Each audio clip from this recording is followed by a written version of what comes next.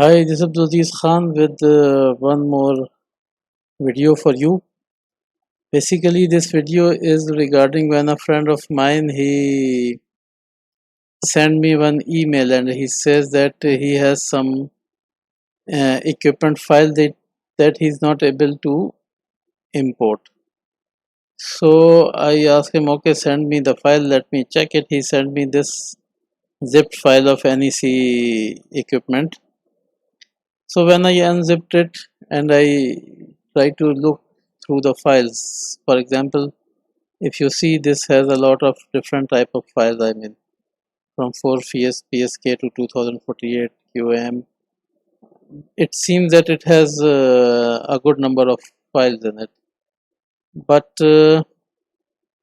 like when we go in this, we see that these are only radio files.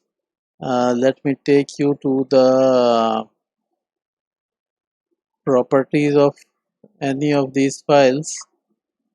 So you can see that this is a RAF file, a radio file, which is used by path loss in some way, but he was not able to uh, import these files. So when I also tried it, for example, when you go in your radio file index and you try to import these files, uh,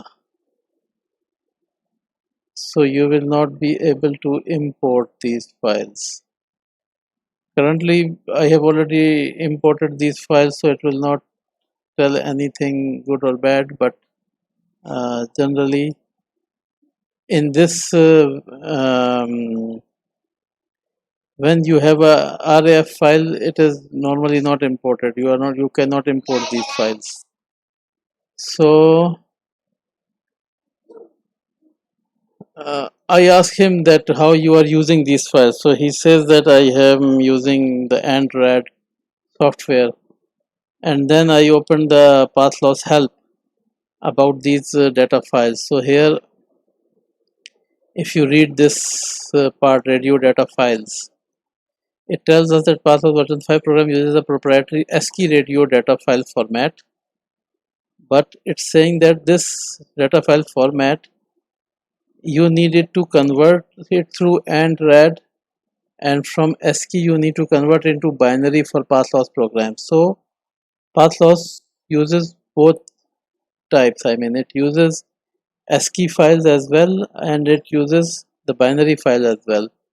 So if you have a binary file, then it can be indexed directly, but if you have a ASCII file, then first you need to convert it to binary, and then you can use it in the path loss, and you can import it.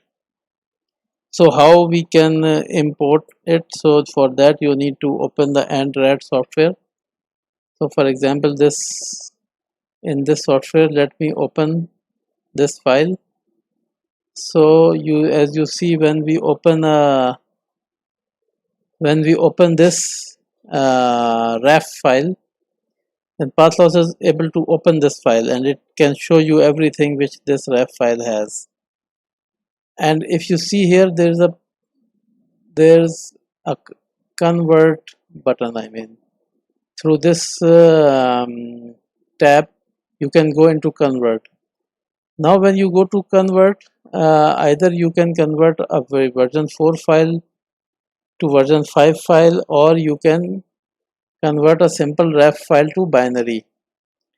And a good thing here is that you can convert a lot of files if they are in a certain directory. If they are in a single directory, then you can convert all the files within the directory. So what you do is that you open the AND-RAD file, you go to convert, and from convert you go to ASCII RAF to binary RSD, and you go to folder and subfolders, and then here you will tell it that okay, which folder is your files are located. So for example, if I have the file in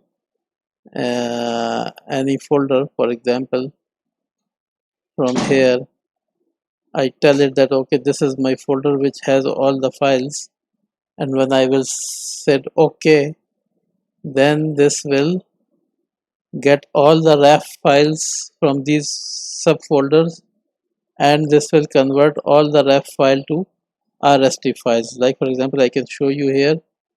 In this folder, I have only the RAF files, but I have the other files as well. So when I ran the software, it converted all these RAF file to RST. You see these files in RST. There is no difference, technically no big difference between these two files. The only difference is that one file is in a ASCII format and one file is in a binary format. The binary format file can be imported as an index to your system, and this ANTRAD is I will say a very good software as well, because sometimes if you want to make very small changes in your files, then you can do it from here. I have already a video which tells you that how you can edit the Android files through Android software. So I hope that this small video should give you some idea that if you are having some problem in converting a single or a lot of files, then you can use this tool of path loss and you can convert. I will go just once again. You go to convert ASCII to binary, and then you go to folders and subfolders. Here you just have to select the top folder, and it will automatically extract the files from all the subfolders, and it will convert all the files for you. So I hope that if you are also going through this problem, then this video should be good for you. If you have any other problem, just do some comments on my videos and I will try to respond to your issues.